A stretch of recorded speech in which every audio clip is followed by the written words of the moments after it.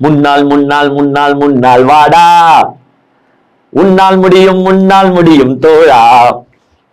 முன்னால் முன்னால் முன்னால் முன்னால் வாடா, உன்னால் முடியும் முன்னால் முடியும் தோழா.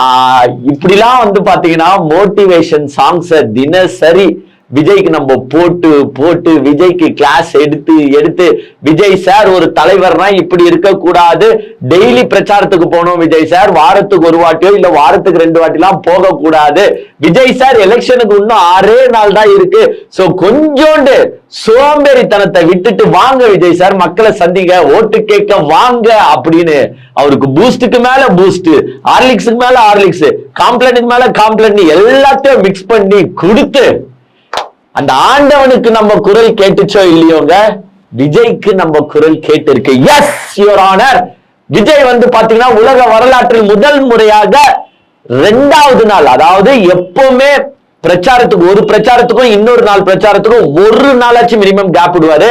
பட் கண்டினியூஸா 2 days பிரச்சாரம் போகிருக்கிற எங்கள் மிஸ்டர் விஜய்க்கு ஒரு கை தட்டுல நாங்க தந்துடுறோம். ஏன்னா இங்க பாருங்க, ஏன்னா விஜய் யாருங்க, நீங்க சாதாரண நினைச்சுக்கிறீங்க விஜய்னா உங்களுக்கு வந்து முதலமைச்சர் மு.க. ஸ்டாலின் மாதிரியா, இல்ல துணை முதலமைச்சர் உதயநிதி ஸ்டாலின் மாதிரியா, இல்ல எதிர்கட்சி தலைவர் எடப்பாடி பழனிசாமி மாதிரியா, இல்லன்னா பிரைம் மினிஸ்டர் மோடி மாதிரியா? அங்க பாருங்க, அங்க பாருங்க, அந்த உச்சத்துல இருந்து வந்திருக்கிற உச்சா நடிகர் எங்க விஜய். தினசரிலாம் அவர் மக்கள் சந்திச்சா என்ன ஆகுது? பட் விஜய் வந்து பாத்தீங்கன்னா இன்னைக்கு 2வது நாளாக, அதாவது நேற்றே உங்களுக்கு தெரியும் திருப்பூர் மாவட்டத்துக்கு பிறகு இன்னைக்கு வந்து பாத்தீங்கன்னா விஜய் போய் நான் மக்களை சந்திக்க போறேன் அப்படின்ட்டு பெர்மிஷனும் கொடுத்தாங்க. டி நகர், அப்புறமா வந்து பாத்தீங்கன்னா அண்ணா நகர், அப்புறமா பாத்தீங்கன்னா எக்மோர். இன்னைக்கு அவ்வளவுதான்டா, எங்க அண்ணன் ஒரு பாயிண்ட்ல பேசினாலே சும்மா தெரிக்க விடுவாப்ல, இன்னைக்கு 3 பாயிண்ட்ல பேச போறாரு. அவ்வளவுதான், இன்னைக்கு எல்லா மீடியாஸும் பிளாஸ்ட் பிளாஸ்ட் அப்படின்னு வந்து பாத்தீங்கன்னா நான் உக்காந்துட்டேங்க. ஏன்னா உண்மையிலே சொல்றேன், எப்பவுமே வந்து நான் கண்டினியூஸ் அந்த லைவ் பார்த்தது கிடையாது. பட் இன்னைக்கு சரி 3 பாயிண்ட்டுக்கு போறாப்ல. நாளைக்கு வேற உங்களுக்கே நல்லா தெரியும், பாராளுமன்றத்துல வந்து பாத்தீங்கன்னா இந்த டீலிமிட்டேஷனோட பில்ஸ் வந்து பாத்தீங்கன்னா நாளைக்கு வைக்க போறாங்க. டீலிமிட்டேஷன் பில்ஸ் எவ்வளவு பெரிய பிரச்சனை இந்த தென் மாநிலங்களுக்கு, அதாவது சவுத்ல இருக்கிற ஸ்டேட்ஸ்க்கு எவ்வளவு பெரிய பிரச்சனைன்றது உங்களுக்கே நல்லாவே தெரியும். அதுவும் வந்து பாத்தீங்கன்னா எங்க அண்ணன் வந்து மத்தியானமே ஒரு அறிக்கையும் விட்டுட்டாப்ல, டீலிமிட்டேஷன்லாம் எங்களால ஏத்துக்க முடியாது, ஒன்றிய அரசே இதை நாங்க ஏத்துக்க மாட்டோம், பழையபடி சட்டத்தையே வைங்க, பழையபடியே வந்து எண்ணிக்கைகள் இருக்கட்டும் அப்படின்னு வந்து பாத்தீங்கன்னா எங்க அண்ணன் ட்வீட்டும் போட்டாரு.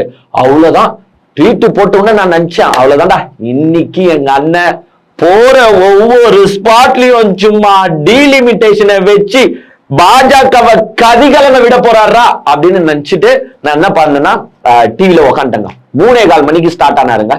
டிவிலே உட்காந்துட்டேன். நானும் ஒரு டோரை இன்னைக்கு பார்த்துட்டே இருந்தாங்க. அந்த டோர்ல அப்படி என்னதான் இருக்குது நம்மளும் பார்க்கலாமே கொஞ்ச நேரம்ட்டு கிட்டத்தட்ட ஒரு 1/2 hour இந்த டோர்ல பார்த்துட்டே இருக்க. எதுனா தெரியுதா அப்பப்போ, ஒருவேளை டோர்கள் எதுனா மாறுதா, இல்ல டோர் வழியா யாருன்னா போறாங்களா, யாருன்னா வராங்களான்ட்டு நானும் இந்த பாலிமர் நியூஸ்ல உக்காந்தீங்கன்னு அந்த பாட்டை கேட்டு கேட்டு கேட்டு சலிச்சு போயிடுச்சு எனக்கு அந்த பாட்டு. சோ உட்காந்து டோரையே கொஞ்ச நேரம் பார்த்துருந்தேன், ஒன்னும் நடக்கலங்க. எப்படி அந்த டோர் அப்படியேதான் இருந்துச்சு.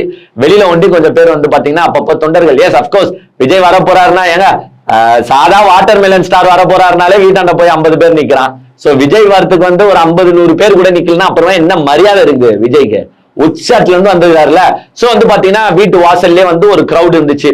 அந்த கிரௌடும் எக்ஸ்பெக்ட் பண்ணல, போ எங்க அண்ணன் போய் இன்னைக்கு பேச போறாருன்னு. நான் எப்படி சேனல்ல உக்காந்துக்கினே இதோ இத்தனைக்கும் விஜய கலாய்க்கிற நானே உக்காந்துக்கின்னு இன்னைக்கு விஜய் பேச போறாரு, பங்கமா கலாய்க்க போறாருன்னு உட்காந்து பார்க்கும்போது விஜயோட ஃபேன்ஸ் எவ்வளவு ஆர்வமா இருந்திருப்பாங்க. இன்னைக்கு எங்க அண்ணன் எப்படி பேச போறாரு பாருங்கடா, டேய் வைக்க போறாருடா உங்களுக்கு தான் ஆப், இன்னைக்கு பிஜேபி எங்க அண்ணன் உன்னை எப்படி எதிர்க்க போறாரு பாரு அப்படின்னு அவங்களும் பார்த்திருப்பாங்கல்ல. சோ பாதி பேர் டிவியை பார்த்துருக்காங்க, பாதி பேர் வந்து பாத்தீங்கன்னா களத்துக்கே போயிட்டாங்க, ஸ்பாட்டுக்கே போயிட்டாங்க, விஜய் வீட்டுக்கே போயிட்டாங்க. சரி நம்மளும் உட்காந்து பார்ப்போம்ட்டு பார்த்துட்டு இருக்கேன். பார்த்தா ஒரு 100 பேர் நின்னாங்க. அப்புறமா ஒரு 3:15 ஆச்சு. அதுக்கு முன்னாடியே வந்து பாத்தீங்கன்னா போலீஸ் ப்ரொடெக்ஷன் ஹெவியா போட்டாங்க. எனக்கு அந்த போலீஸ் ப்ரொடெக்ஷன் போட்ட உடனே இன்னும் கொஞ்சம் பயம் வந்துச்சு. ஒருவேளை ட்வீட் போட்டனால போலீஸே யோசிச்சிருக்கும் போல. எப்பவுமே விஜய் வீட்டுக்கு முன்னாடி ஒரு 10-15 போலீஸ் வேன் நிக்காது. இன்னைக்கு வந்து பாத்தீங்கன்னா கிட்டத்தட்ட 10-15 போலீஸ் வேனு ஒரு 2 ஹவருக்கு முன்னாடி அங்க போயிட்டாங்க. ஏன்னா விஜய் வந்து திடீர்னு 3:15 சொல்லிட்டு திடீர்னு 5:15 தான் கிளம்புவாப்ல. சோ அவருக்கு ரிமைண்ட் பண்றதுக்காக, சார் உங்களுக்கு பிரச்சாரம் இருக்கு அப்படின்றது ரிமைண்ட் பண்றதுக்காக போலீஸ் முன்கூட்டியே போயிட்டாங்க. பிளஸ் இந்த ட்வீட் ஒண்ணு, அதாவது ட்வீட் இவர் இங்க போடுறாரு, அங்க நாகர்கோவில்ல வந்து பாத்தீங்கன்னா பிரதமர் மோடி வேற வந்து அங்க ரோட் ஷோ பண்ணிருக்காரு. சோ இவர் ட்வீட்டும் போடுறாரு. இன்னைக்கு வந்து விஜய் பேச போறாரு போல டீலிமிட்டேஷன் பத்திலாம், பாஜக பத்தியும் பேச போறாரு. சோ நம்ம எப்படி ப்ரொடெக்ஷன் விஜய்க்கு தரணும் அப்படின்ட்டு போலீஸும் முன்னாடியே போயிட்டாங்கன்னு நினைக்கிறேன் நானு. போலீஸ் 15 வேன் உங்களுக்கு முன்னாடி போயிடுச்சு இவருக்கு சேஃப்டி கொடுக்கறதுக்காக. ஏன்னா விஜய் இந்த வாட்டி வந்து பாத்தீங்கன்னா இந்த மரத்துல ஏறி கைலாங்காட்டுல இந்த வெளியில எல்லாம் வந்து கைலாங்காட்டுல வேனே உள்ள விட்டுட்டாங்க, வேன்ல ஏறி வந்துட்டார். வெளில வரும்போது மனுஷனும் என்ன பண்றாப்லன்னா சுத்தி கித்தி பாக்குறாரு, ஆளுங்க யாருன்னா இருக்கிறாங்களா, நம்மளுக்கு கை காட்டுறாங்களா.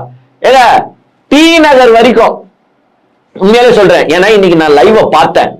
டி நகர் வரைக்கும் காக்கா மதிக்கல விஜய். எங்க அவரு நீலாங்கரில இருந்து நீங்க அப்படியே வாங்க, திருவான்மூர்ல இருந்து அப்படியே டைட்டில் பார்க்ல இருந்து அப்படியே மத்திய கைலாஷ்ல இருந்து அப்படியே அண்ணா யூனிவர்சிட்டி அந்த ரைட் எடுத்து அப்படியே உள்ள வருது. ஏங்க அங்கங்க நிக்கிறானுங்களே தவிர்த்து யாரும் ஒருத்தர் சட்டம் பண்ணல. இவரு என்ன பண்றாரு, பயந்துட்டாரு கொஞ்ச நேரத்துல. ஐயோ என்னடா இது, நம்மள பார்த்து எவனுமே கை காட்ட மாட்டான்ட்டு எப்பவுமே உள்ள பதுங்கி இருக்கிற இந்த ஜீவன் வெளியில டோருக்கு வெளியில கையை காட்டுன்னு இருக்குது. ஏன்னா நான் வந்துட்டேன், விஜய் வந்துட்டேங்க, பாருங்க பாருங்க ஐயோ விஜய் வந்துக்கிறேங்க பாருங்க. எவ்வளவு பரிதாபம் ஆயிடுச்சு தெரியுமா எனக்கு. ஏன் இது நடந்துச்சுன்னா அங்க ஆல்ரெடி 15 போலீஸ் வேன் போயிடுச்சு. எங்க மக்கள் கூட்டமா அங்க இல்ல, சுத்தமா இல்ல. போலீஸ் வேன் வந்து நல்ல சேஃப்டி கொடுத்துட்டு போயின்னு இருக்கு இவருக்கு. ஏன்னா ப்ரொடெக்ஷன் கொடுத்து இவரை கூட்டு போறாங்கல்ல, இல்லன்னா தான் சொல்லுவாரு ப்ரொடெக்ஷனே சரியா தர மாட்டீங்கன்னு. ப்ரொடெக்ஷன் கொடுத்துட்டு போது யாரையும் கிட்டக்கா அவ்வளவு நெருங்க விடல. டி நகர் பாயிண்ட்னா டி நகர்ல தான் நெருங்க விடுவோன்ட்டு இவங்களும் வந்து அணைச்சு கூட்டு போறாங்க. விஜய் வாயை பொத்திக்கிட்டு யாருன்னா பாருங்க என்ன. ஆக்சுவலா இன்னைக்கு விஜய் பண்ணது எப்படி இருந்துச்சுன்னா யாருமே விஜய கண்டுக்கல. விஜய் வாண்டடா கழுத்தை வெளில நீட்டி ஐயா சார் நான் தான் விஜய் வந்துக்கிறேன், நான் தான் விஜய் வந்துக்கிறேன் பார்க்க வச்சார் முடிஞ்ச அளவுக்கு. அப்புறமா வந்து பாத்தீங்கன்னா டி நகருக்கே போயிடுச்சு. இதுக்கு முன்னாடியே வந்து பாத்தீங்கன்னா அங்க ஒரு சுவாரஸ்யமான சம்பவம் எங்க நீலாங்கரையில நான் வந்து உட்காந்து பார்த்துட்டு இருக்கும்போது அங்க அந்த கும்பல் கூடிச்சு பாருங்க, ஒரு 50-100 பேர் கூப்பிட்டாங்க பாருங்க. அவங்க யோசிச்சாங்க போல, விஜய் தான் வந்து போட்டோவும் கொடுக்க போறது இல்ல, ஒரு செல்ஃபியும் எடுத்துக்க போறது இல்ல, அப்படியே திருன்னு முடிச்சானுங்க. அங்க பாத்தீங்கன்னா அந்த பவுன்சர் நின்றுந்தாரு விஜய்க்கு பின்னாடியே, பக்கத்திலேயே ஒரு பவுன்சர் நின்று பாருங்க. எப்பவுமே அந்த பவுன்சர் நின்றுந்தாரு. உடனே இவனுக்கு என்ன பண்ணானுங்க, நம்ம விஜயை விட இந்த பவுன்சரே கொஞ்சம் அழகா தான் இருக்காப்ல, பவுன்சர் சார் வரீங்களா, ஒரே ஒரு செல்ஃபி எடுத்துக்கலாம் அப்படின்னு என்ன பண்ணானுங்கன்னா பவுன்சர் அந்த பவுன்சரை கூப்பிட்டு 5 பேர் செல்ஃபி எடுத்தானுங்க. இத நல்ல வேலை விஜய் பார்க்கல. இதுவே இதை விஜய் பார்த்து இருந்தாருன்னா, ஏய் என்னை விட நீ மவுஸ் ஏறிங்க போதா உனக்கு, ஓ என்னை விட நீ கலரா இருக்கிற, என்னை விட நீ பாடியா இருக்கிற, ஓ என் கூட இருந்தே நீ பெரிய ஆளா ஆகிடலான்னு நினைக்கிறியா அப்படின்ட்டு அந்த பவுன்சரை வேலையை விட்டுக்கிறதுனால விட்டுருவாப்ல. ஏங்க இளைஞர்கள் இப்படிதான். நீங்களே பாருங்க, விஜய் ஓகே நடிக்கிறாரு, அவர் கூட செல்ஃபி எடுக்கிறான். இந்த பவுன்சர் ஏய் அவரோட அழகா இருக்கிறாரு, நம்ம இந்த பவுன்சர் கிட்ட போட்டோ எடுக்க கூடாது. சோ இவ்வளவுதான் நம்ம இளைஞர்கள். இன்னும் ஒரு 5 வருஷம் நீங்களே கொஞ்சம் நினைச்சுக்கோங்க, இன்னொரு 5 வருஷம் இந்த பவுன்சர் டெய்லி விஜய் கூட டிராவலிங் பண்ணிருந்தாருன்னு நினைச்சுக்கோங்களேன், விஜய் பின்னாடி போற கும்பல் அப்படியே இந்த பவுன்சர் பின்னாடி போகும். இவ்வளவுதான். இது வந்து விஜய் பின்னாடி போற கும்பல் ஏன் கொள்கையற்ற கும்பல்னு சொல்றோம்னா இதுக்காக தான். கொள்கைக்காக எல்லாம் யாருமே விஜய் பின்னாடி போல. Is an actor. நான் இவ்வளவு நாள் சினிமால பாத்துன்னு இருக்கேன், இப்ப முதல் தடவையா நேர்ல பாக்குறேன், அந்த பாசத்துக்கு போறான். அந்த பவுன்சரையும் அவர் கூட சேர்த்து நான் டிவில பாத்துக்கிறேன், இப்ப திடீர்னு நேர்ல பாக்குறேன், சார் சார் சார் ஒரு போட்டோ எடுத்துக்கோ சார். சோ நம்ம இளைஞர்கள் மனநிலையே நான் இன்னைக்கு பார்க்கும் போதே புரிஞ்சுனேன். ஓ அப்ப யாருன்னா அழகா இருந்தாலோ, யாருன்னா டிவில ரொம்ப நாள் தெரிஞ்சாலோ இவங்க எல்லாம் போட்டோ எடுக்கிற குரூப் போல. மத்தபடி விஜய் கிட்ட மட்டும் தான் போட்டோ எடுப்பலாம் அப்படிலாம் கிடையாது. நாளைக்கு விஜய்க்கு பதிலா அந்த இடத்துல வேற யாருன்னா ஆக்டர் இருந்தாலோ, சூர்யா இருந்தாலும் போட்டோ எடுப்பாங்க, தனுஷ் இருந்தாலும் போட்டோ எடுப்பாங்க, அஜித் இருந்தாலும் போட்டோ எடுப்பாங்க. ஏன் நல்ல ஆக்டர்ஸ் விடுங்க, இன்ஸ்டாகிராம் செலிபிரிட்டிஸ் வந்தா கூட போட்டோ எடுக்கிற குரூப் தான் விஜய் பின்னாடி சுத்தி இருக்கு. எனக்கு இந்த பவுன்சர் கிட்ட போட்டோ எடுத்தோம்னா சூப்பரா சம கூட்டத்தை நீ வச்சுக்கிறியா விஜய் அப்படின்னு நினைச்சீங்கன்னா சரிங்க. இப்பதான் நம்ம வந்து ஆக்ரோஷமான ஃபயர் பிளேஸுக்கு வரும், ஃபயர் பாயிண்ட்டுக்கு வரும். எங்க அண்ணன் டி நகர் வந்துட்டாப்ல. டி நகர் வந்தோம்னா ரோட் ஷோ ஸ்டார்ட் ஆயிடுச்சுங்க. புசி ஆனந்த வண்டியில ஏத்திட்டாப்ல. ஏங்க வரலாற்றில் முதல் முறையாக விஜய் கூட ஒரு வேட்பாளர் வண்டியில நின்று இருக்காருன்னா அது புசி ஆனந்தும் மட்டும்தான். இது வரைக்கும் எந்த வேட்பாளரையும் இண்டிவிஜுவலா வண்டியில ஏத்தி அந்த தொகுதிக்குள்ள ரவுண்ட்ஸே அடிக்கல. புசி ஆனந்துக்கு மட்டும் அந்த பிரியாரிட்டி, அந்த முன்னுரிமை கொடுத்து புசி ஆனந்தம் வண்டியில ஏத்திருக்காரு. இதுல இருந்தே மத்த கேண்டிடேட்ஸ் கொஞ்சம் புரிஞ்சுக்கணும், விஜய் கூட நிக்கிறதுக்கும் ஒரு தகுதின்னு ஒண்ணு இருக்கு, ஒரு தராதரம்னு ஒண்ணு இருக்கு. ஏங்க காரைக்குடியில அந்த பல் டாக்டர் நினைக்கிறேங்க, ஏங்க அவ்வளவு செலவு பண்ணி அவ்வளவு கூட்டத்தை ரெடி பண்ணி வச்சிருக்காரு அந்த காரைக்குடி பல் டாக்டர். ஏங்க இந்த மனுஷன் வண்டியில கூட ஏத்துல. அவர் எப்படி தெரியுமா தாவி வந்தாரு, ஏன்னா இவனுக்கு நீச்சல் அச்சானுங்க பாருங்க, அந்த மாதிரி நீச்சல் அடிச்சுக்கிட்டு மேல ஏறி ஏதோ ஒரு கிஃப்ட் தரத்துக்காக ஒரு வேட்பாளர். அவர் இன்ஸ்டாகிராம்ல எவ்வளவு ஃபேமஸ் தெரியுமா? விஜய் கூட போட்டோ எடுக்கிறத விட அவரு கூட நிறைய பேர் எடுக்கிறானுங்க. ஏன்னா அந்த மனுஷன் தாவி ஏஞ்சி மேல போயிட்டு கிஃப்ட குத்துட்டு உடனே கீழே இறங்கிட்டாப்ல. சோ இப்படிதான் விஜய் வந்து எல்லா வேட்பாளரையும் டீல் பண்ணாரு. வேற எந்த வேட்பாளர், கன்னியாகுமரி போனாரு, எந்த வேட்பாளரையும் மேல ஏத்தல. அதே மாதிரி வந்து பாத்தீங்கன்னா திருநெல்வேலி போனாரு, எந்த வேட்பாளரையும் மேல ஏத்தல. சோ ஒரு ஏற்றத்துக்கு கூட இங்க பாருங்க, சென்னை மாவட்டமா, அங்க வந்து நான் இன்னும் கொஞ்சம் பவர் ஆகணும், ஏன்னா அங்க திமுக செல்வாக்கு ஜாஸ்தியா இருக்கு, அதை உடைக்கிறதுக்காக நான் பிரியாரிட்டி தரேன்ட்டு இங்க வந்து புஷி ஆனந்தியும் ஏத்துறாப்ல. நெக்ஸ்ட் அண்ணா நகர் போகும்போது நம்ம ஜேசிடி பிரபாகரையும் ஏத்துறாரு. அதுக்கப்புறமா வந்து பாத்தீங்கன்னா எக்மோர்ல இருக்கிற ராஜ்மோகனையும் வண்டியில ஏத்துறாரு. இவங்க எல்லாருமே யாருன்னா க்ளோஸ் பட்டீஸ். இவருக்கு ஒன்னும் கீழே இருக்கிற ஒரு சாதா மாவட்ட செயலாளர்கள் கிடையாது, க்ளோஸ் பட்டீஸ். பிளஸ் வேற கட்சியில இருந்து வந்தவங்களுக்கு தான் முன்னுரிமை தராரே தவிர்த்து இவருக்காக போஸ்டர் ஒட்டினவனுக்கோ இவருக்காக வந்து கொடி நட்டவனுக்கோ இவரு முன்னுரிமை குத்து வாடா நில்லுடா அப்படின்னு நிறுத்துவாரான்னு பாத்தீங்கன்னா, காரைக்குடி டாக்டருக்கு என்ன நிலைமை ஆச்சுன்னு உங்களுக்கே நல்லா தெரியும். தொங்கின்னு போயிட்டா கிஃப்டே குத்தாரு. சோ வந்து பாத்தீங்கன்னா எங்க அண்ணன் டீனர் போயிட்டாரு, டீனர்ல ரோட் ஷோ பண்ணாரு. அப்படியே கொஞ்சம் கும்பல் இருக்கிற ஸ்பாட்டுக்கு போனாப்ல. ஏங்க நான் இன்னொன்னு நோட்டீஸ் பண்ணேங்க, இந்த கும்பல் டி நகர் ஆக்சுவலி கிரௌடட் பிளேஸ், எஸ். அந்த கும்பல் எப்படி தெரியுமா வருதுங்க, பார்த்துட்டு போக மாட்டுது அந்த கும்பல். அதே அங்க ஒரு 100 பேர் இருக்காங்கன்னா அதுல ஒரு 90 பேர் அப்படியே டிராவலிங் ஆகி வரா, அப்படியே அதுல ஒரு 80 பேர் டிராவலிங் ஆகி வரா. இங்க இருக்கிற 50 இந்த 80ஓட சேருது, இங்க இருக்கிற 40 இந்த 50ஓட சேருது. சோ அப்படியே டிராவலிங் பண்ணிட்டே வராங்களே தவிர்த்து யாருமே அந்தந்த பகுதியில நிக்கிற மக்கள் கிடையாது. இப்போ அந்த டி நகர்ல கிரௌட் வந்து பாத்தீங்கன்னா சரவணா ஸ்டோர், ஜெயச்சந்திரன், போத்தீஸ், சென்னை சில்க், எவன் ஷாப்பிங் பண்ணிருந்தானோ எல்லாருமே கீழே இறங்கிட்டான். எல்லாருமே கீழே இறங்கிட்டு விஜய் வராருன்னு உடனே அத்தான் பாத்துனே இருக்கிறாங்களே. இங்கதான் நியூஸ் சேனல் அப்டேட் குத்துனே இருக்குது, எங்க இருக்கிறார், மத்திய கைலாஸ்ல இருக்கிறார், எங்க இருக்கிறார், இங்க இருக்கிறாருன்னு அப்டேட் பாக்குறான். வராருன்னு உடனே கீழே இறங்கி நின்று சோ ஒரு கிரௌட் அப்படியே நவுத்திக்கினே போயிட்டாரு. ஒரு பாயிண்ட்டுக்கு போச்சு, அங்கதான் நின்று பேச போறாருன்னு நான் நினைச்சேன். அவரும் இறங்கிட்டாரு. பெர்னாட் ரொம்ப நேரம் வெயிட் பண்ணதுல விஜய் எப்படி பாஜகவை கிழிக்க போறாரு பாரா, என்னதானா இந்த மனுஷன் பேச போறான் பாப்போண்டா, டீலிமிட்டேஷனை பத்தி எங்க அண்ணன் அச்சு தள்ள போறாரு, பிஜேபி எதிர்க்க போறாரு அப்படின்ட்டு இப்படியே உட்காந்து இங்க பாருங்க சீட் எஜிக்கு வந்துட்டேன். நானு ஒரு ஹாரர் படம் பார்த்த மாதிரி சீட் எஜிக்கு வந்து இப்படியே உட்காந்து பார்த்துனே இருக்கேன். ஏங்க மனுஷன் இறங்கினாப்ல, இறங்கிட்டு கிஃப்ட வாங்கி வச்சுக்கிட்டு திருப்பி ஏறி திருப்பி ரோட் ஷோக்கு போயிட்டாரு. பேசவே இல்ல, ஒரு வார்த்தை பேசல, விசி சின்னத்துக்கு ஓட்டு போடுங்கன்னு கூட சொல்லல. அவர் பாட்டு புஷியானந்த் கூட சுத்தினாரு, புஷியானந்த் இறக்கி விட்டாரு. டி நகர் தொகுதி முடிஞ்சோம்னா அடுத்தது அண்ணா நகர். சரி, என் மனசுல வந்து கொஞ்சமாச்சு ஒரு துளி நம்பிக்கை இருந்துச்சு. அப்படிலாம் விஜய் செய்ய மாட்டாரா, துரோகம் பண்ண மாட்டாரா, ஏன்னா ட்வீட் போட்டு இருக்காரா, எலெக்ஷன் டைம்டா, விஜய் கண்டிப்பா இந்த டீலிமிட்டேஷனை எதிர்த்து பேசுவாரா, சும்மா இருக்க மாட்டாரா. இருறா இப்ப பாடுறா அண்ணா நகர்ல எப்படி கட்டம் கட்ட போறாரு பாடுறான்னு உட்காந்து பாத்துக்கிறேன். ஏங்க அண்ணா நகரம் வந்துச்சு, எங்க ஜேசிடி பிரபாரம் வந்துட்டாரு, எங்க வண்டிலையும் ஏறிட்டாரு, எங்க ரோட் ஷோவும் முடிஞ்சிச்சு. பேசுவாருன்னு பார்த்தா அங்கேயும் பேசல. ஏங்க இப்படி கைய காட்டணும் போறதுக்கு ஏங்க இந்த பிரச்சாரம் நான் கேட்கிறேன்.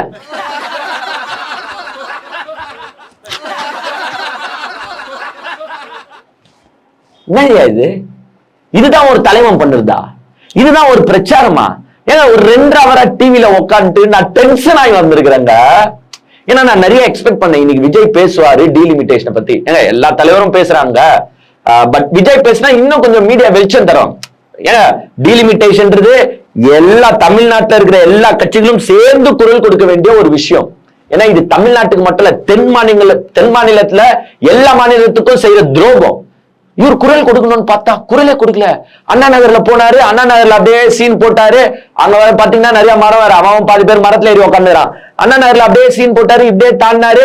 சரி, இவரு ஜெயஸ்ரீ பிரபாரை இறக்கி விட்டாரு. அப்ப கூடங்க 20% என் மனசுல இருந்துச்சு, டேய் நீ அவரை தப்பா நினைக்காதடா, வெயிட் பண்ணு, விஜய் வந்து அப்படியாப்பட்டவர் கிடையாது. இன்னைக்கு 2வது நாள் கண்டினியூஸா பிரச்சாரம் பண்றாருன்னா அவர்லாம் சும்மாவா பிரச்சாரம் பண்ணுவாரு, ஏதோ பாயிண்ட்ஸ் எல்லாம் எடுத்து வச்சிருக்காரு, பேசுவாரு. கொஞ்சம் நம்பிக்கை இருந்துச்சு. நான் 4-5 பேருக்கு போன் போட்டும் கேட்டேன். நான் ஏங்க எப்படிங்க விஜய் பேசுவாரா, எக்மோர்லயாச்சும் பேசுவாரா, லாஸ்ட் பாயிண்ட்ல பேசுவாரான்னா கொஞ்சம் பேர் நம்பிக்கை கொடுத்தாங்க. ஏங்க பின்ன என்னங்க வந்துட்டு சும்மா ரோட் ஷோ பண்ணிட்டு போறாங்க கேன்வாசிங், விஜய் என்னங்க நினைச்சீங்க, விஜய் கண்டிப்பா பேசுறாருங்க, எக்மோர்ல பேசுறாருங்க ராஜ்மோகன் பிளேஸ்ல அப்படின்னாரு. அதனால நானும் திருப்பியும் உட்காந்துட்டேங்க டிவில.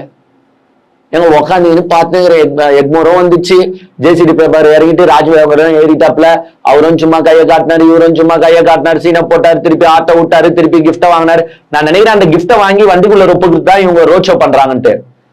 எங்க லாஸ்ட்ல எக்மோர்லயே பேசல. ஏன் ஒரு மனுஷன் டென்ஷன் ஆவானா இல்லையாங்க? ஏன் 3:15 ஆரம்பிச்சேங்க டிவி, ஒரு 6:30 மணிக்கு டென்ஷன் ஆயிட்டேன் நானு. ஒரு இடத்துல பேசல, எக்மோர்லயும் பேசல, அண்ணா நகர்லயும் பேசல, டி நகர்லயும் பேசல. லாஸ்ட்ல வந்து பாத்தீங்கன்னா ராஜ்மோகனை இறக்கி விட்டு இவர் கிளம்பிட்டாருங்க. இதுக்கு மேல எங்க இருந்து பேச போறாரு? 7 மணி ஆயிடுச்சு, வீட்டுக்கு போயிட்டு அவள் தான் டைம் பார் ஆயிடுச்சு இல்ல நம்ம மனுஷனுக்கு. நம்ம மனுஷன் 6 மணியை தொட்டாலே வேற மாதிரி ஆவார் நம்ம மனுஷன். இப்ப 6:45 ஆயிடுச்சு, இதுக்கு மேல எங்க அந்த மனுஷன் பேசுவார்? வீட்டுல போயிட்டு சரக்கு என்ன போட்டு தனியா பேசுவார் போல. பிஜேபி நீ எப்படி தொகுதி மறுவரை செய்வ, நான் யாரு தெரியுமா, இந்த விஜய் எதிர்த்து உங்களால எதுவும் பண்ண முடியாது, நீ என் மக்களை ஏமாத்த முடியாது அப்படின்னு குஷ்டு தான் பேசிருப்பார் போல கண்ணாடியை பாத்துக்கின்னு. ஏன்னா இந்த மனுஷனுக்கு தைரியம் இல்ல பிஜேபி எதிர்த்து பேச. ஏன்னா எவ்வளவு பெரிய பிரச்சனை, எங்க சாதா பிரச்சனைன்னு கூட நம்ம விட்டுலாம், இதுக்கெல்லாம் விஜய் எங்கண்டியா குரல் கொடுக்க போறாரு, சரியான பைனாங்கொல்லியான்னு விட்டுலாம். நீ ட்வீட் போடுற, அப்ப ட்வீட் போட்டுத ஒரு 2 வார்த்தை எங்கன்னா பேசலாமா பேசக்கூடாதா? நீங்க சொல்லுங்க, நான் கேக்குறது தப்பா? ஏங்க இட்ஸ் a big sensitive issueங்க. காலமா உங்களுக்கே நல்லா தெரியும், வடக்கு வாழ்கிறது தெற்கு தேய்கிறது, இதுதான் வந்து கான்செப்டே.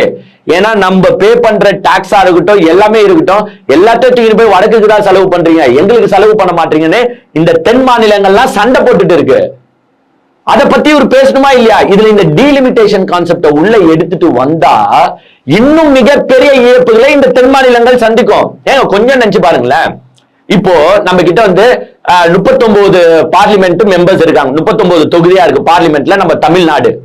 ஏங்க உத்தரப்பிரதேஷ் வந்து பாத்தீங்கன்னா கிட்டத்தட்ட 80 சீட்டு. இதுவே வந்து பாத்தீங்கன்னா நம்மள விட டபுள் சீட்டு தான் அங்க வந்து பாத்தீங்கன்னா உத்தரப்பிரதேஷ். சோ அங்க ஜெயிக்கிறவங்க தான் பெரும்பாலும் இந்தியாவா ஆள்றவங்களா இருக்காங்க. யார் நிறைய சீட்டு உத்தரப்பிரதேஷ்ல வாங்குறாங்களோ, கிட்ட இருக்கிற மகாராஷ்டிரா மத்திய பிரதேஷ்ல வாங்குறாங்களோ அவங்கதான் ஆள்ற நிலைமை ஆல்ரெடி இருக்கு. இப்ப என்ன பண்றாங்கன்னா, மக்கள் தொகை அடிப்படையில், இத நல்லா கேட்டுக்கோ, மக்கள் தொகை அடிப்படையில் நாங்க சீட்டை இன்க்ரீஸ் பண்ண போறோம். அதாவது பார்லிமெண்ட்ல இந்தியால வந்து பாத்தீங்கன்னா கிட்டத்தட்ட 543 சீட் இருக்கு இது வரைக்கும். 543ல 272 எடுக்கிறவங்க மெஜாரிட்டி, அவங்க தான் ஆட்சி அமைப்பாங்க. இப்போ இந்த 543 என்ன பண்றாங்கன்னா, நாங்க 850 உயர்த்த போறோம். மகளிருக்கு 33% இடஒதுக்கீடு அதுல தரப்போறோம். எஸ் குட், எங்க 33% இடஒதுக்கீடு நீங்க கொடுங்க, ஒண்ணுமே தப்பு கிடையாது, நாங்களும் வரவேற்கிறோம். ஆனா இவங்க என்ன பண்றாங்கன்னா, மக்கள் தொகை, எங்க மக்கள் தொகை அதிகமா இருக்கும் நீங்க நினைச்சு பாருங்க. தமிழ்நாட்டுல ஃபர்ஸ்ட்லாம் வந்து பாத்தீங்கன்னா நாம் இருவர் நமக்கு இருவர் கான்செப்ட். எது ஃபர்ஸ்ட்லாம் இந்த 1960s 70s 80s 90s எல்லாம் 2க்கு மேல பெத்துக்காத, ஏன்னா வந்து 2க்கு மேல பெத்துக்கிட்டா உனக்கும் கஷ்டம், குடும்பத்தை நீ சமாளிக்க முடியாது, அவனை எப்படி கஷ்டப்பட்டு படிக்க வைப்ப, சோ 2க்கு மேல பெத்துக்காத, இதுதான் நாம் இருவர் நமக்கு இருவர். சோ வந்து கான்செப்ட் அதை இம்ப்ளிமெண்ட் பண்ணி 2க்கு மேல பெத்துக்காதீங்க, 2 குழந்தை இருக்கிறவங்களுக்கு எல்லாம் இது அது ஸ்கீம் நிறைய கொடுத்தாங்க. இந்த மக்கள் தொகை வந்து பாத்தீங்கன்னா அப்படியே கம்மி ஆயிடுச்சு. ஏன்னா 3-4 குழந்தை பெற்றுக்கிறவங்க கூட 2ஓட ஸ்டாப் பண்ணிட்டாங்க. சோ மக்கள் தொகை கொஞ்சம் கிராஃப் வந்து பாத்தீங்கன்னா டிக்ரீஸ் ஆயிடுச்சு. இதுக்கு அப்புறமா இந்த 80ஸ்க்கு அப்புறமா என்னாச்சு, 80s 90ஸ்க்கு அப்புறமா இந்த நாம் இருவர் நமக்கு இருவர் கூட நாம் இருவர் நமக்கு ஒருவர் ஆயிடுச்சு. 2 குழந்தையா? இப்பெல்லாம் ஷாக்கிங்கா கேக்குறாங்க, எப்ப உனக்கு எத்தனை பசங்கப்பா? 2. என்னது 2 பசங்களா? எப்படியா 2 பசங்களை வளர்ப்ப, எப்படியா படிக்க வைப்ப, எப்படியா அவங்களுக்கு ஃபியூச்சருக்கு ஹெல்ப் பண்ணுவ, என்னையா நீ 2 குழந்தைய பெற்றிருக்கிற, அதெல்லாம் முடியாதியா, 1 குழந்தை போதும். சோ கான்செப்ட் எப்படி ஆகுது? வளர்ச்சிக்காக, அதாவது ஒரு மாநிலம் வளர்ச்சி அடையணும், plus individual family economically grow ஆகணும்னா 2-3 பெத்துக்குனா முடியாது. சோ ஒன்னோட நிறுத்துன்னு நாம் இருவர் நமக்கு ஒருவர் ஆயிடுச்சு. அப்ப நாம் இருவர் நமக்கு ஒருவர் ஆகும்போது பாப்புலேஷன் இன்னும் டிக்ரீஸ் ஆக தானே செய்யும். ஏன் தமிழ்நாடு பாப்புலேஷன் டிக்ரீஸ் பண்ணிச்சு? பிகாஸ் growth அச்சீவ் பண்ணும். நிறைய பாப்புலேஷன் இருந்தா அந்த growth அச்சீவ் ஆகாது. ஃபேமிலிஸ் வந்து இண்டிவிஜுவல் எக்கனாமி பூஸ்ட் ஆகுறதும் கஷ்டம். சோ growth அச்சீவ் பண்றதுக்காக அந்த காலத்துல இருந்து பாப்புலேஷனை நம்ம கம்மி பண்ணிட்டு வரோம். யாருக்காக? நாட்டுக்காக. இங்க தமிழ்நாட்டுல இருக்கிறவங்களுக்கு 10-15 பெத்து போட தெரியாதா? இல்ல எல்லாரும் சொம்பைங்களா? 10-15ல 20 கூட பெத்துப்பாங்க. அந்த காலத்தை கொஞ்சம் நினைச்சு பாருங்க, ஒரே குடும்பத்துல 10-15 குழந்தை இருக்கும்.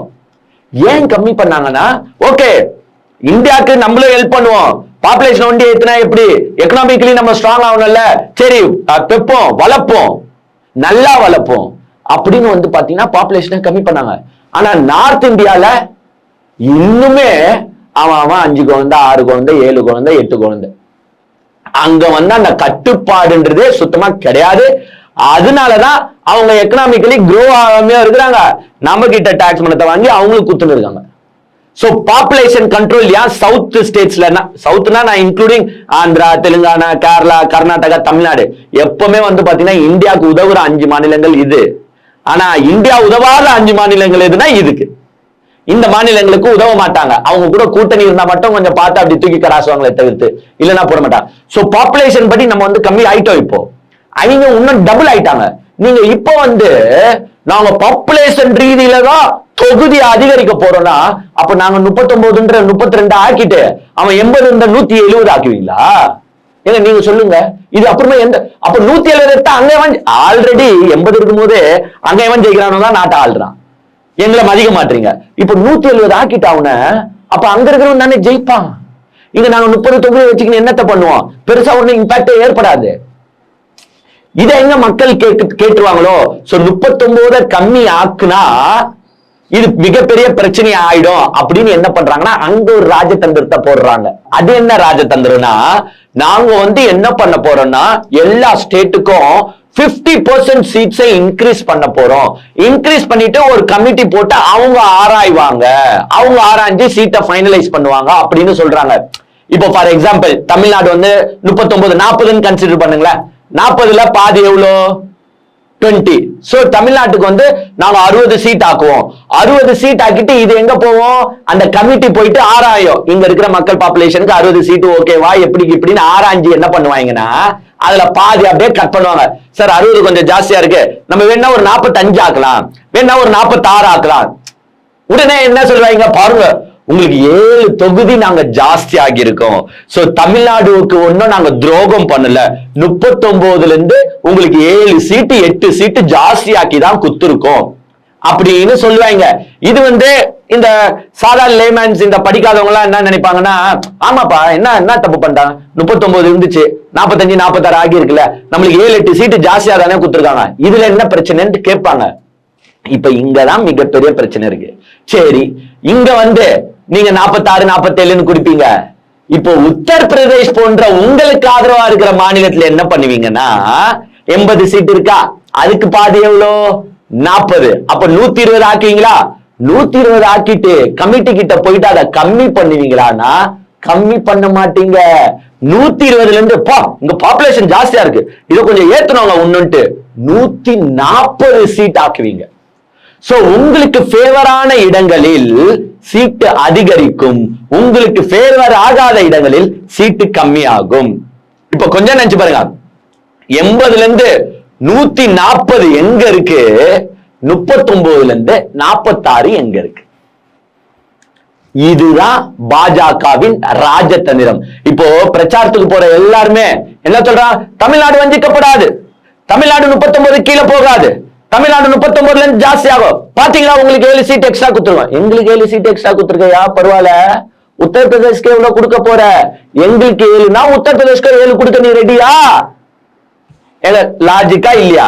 நாங்க கஷ்டப்பட்டு நாங்க மாநிலமும் வளரணும், நாங்க நாடும் வளரணும்ட்டு தமிழ்நாட்டுல இருக்கிற ஒவ்வொருத்தனும் பாப்புலேஷனை கம்மி பண்ணி வச்சு இந்த நாட்டுக்கு உதவுனா, நீங்க திடீர்னு உள்ள வந்து நாங்க பாப்புலேஷன் ரீதியில சீட்டை ஏத்தோம்னா, ஏன்னா நாளைக்கு ஒருத்தரும் இப்போ இப்பயாச்சும் வந்து மோடி வந்து ஒரு 4 வாட்டி ஐயோ தமிழ்நாடு ஓட்டு போடலன்னா நம்ம தோத்துருவோமேடா என்னடா பண்றதுன்னு வராங்க. இந்த மாதிரி டீலிமிட்டேஷன் அக்செப்ட் பண்ணி உத்தரப்பிரதேஷ்க்கு 120 140 சீட்டு, மத்திய பிரதேஷ்க்கு எக்ஸ்ட்ரா சீட்டு, மகாராஷ்டிராக்கு எக்ஸ்ட்ரா சீட்லாம் போச்சுன்னு நினைச்சுக்கோங்க. ஹெவில தான் தமிழ்நாடை போட்டு அப்படியே காலில் போட்டு நசுக்கி தூக்கி கடாசுவாங்க ஃபுட்பால் மாதிரி. ஹோ உன் தமிழ்நாடு ஓட்ட தேவையில்லையா, எனக்கு போயா, இனிமேட்ல உன் மாநிலமே எனக்கு தேவையில்லையா, நான் எல்லா ஓட்டும் உத்தரப்பிரதேஷ்லயே வாங்கிக்கிறையா, அந்த ஒரு நிலைமைக்கு நம்ம போயிடும். இதெல்லாம் எவ்வளவு இம்பார்ட்டன்டான பிரச்சனை. ஏன்னா நாளைக்கு எல்லா பில்ஸும் பாஸ் ஆகும், யாரும் ஒரு வார்த்தை கேட்க முடியாது. இங்க தமிழ்நாட்டுல இருந்து 46 MP வச்சிருந்தாலும் ஒன்னும் பேச முடியாது. இந்த பிரச்சனைய இந்த விஜய் பேசணுமா பேசக்கூடாதா? ஏங்க ட்வீட் வந்து போட்டார்லங்க, எங்கன்னா இன்னும் ஒரு வார்த்தை சொல்லிட்டு போனா என்னங்க? பாஜகவை எதிர்க்க அவ்வளவு பயப்படுறாருங்க இந்த மனுஷன். அந்த ட்வீட் கூட எதுக்கு போட்டாருன்னா, எப்ப நம்ம இன்னைக்கு போடலன்னா யாருன்னா நம்மள கேள்வி கேட்டுருவாங்களே எலெக்ஷன் டைம். சோ பாஜக கிட்ட போன் போட்டு பர்மிஷன் வாங்கிருப்பாரு. தல ப்ளீஸ் தல, நான் அந்த ட்வீட் ஒண்டி போட்டுக்கிறேன் தல, இல்லன்னா 7:30 ஆயிடும் தல, எனக்கு போட்டுக்கிறேன் தல ப்ளீஸ் தல, நான் எதுவுமே எதிர்த்துல பேச மாட்டேன் தல, ட்வீட் ஒண்டி போட்டு நான் எஸ்கேப் ஆயிடுறேன்.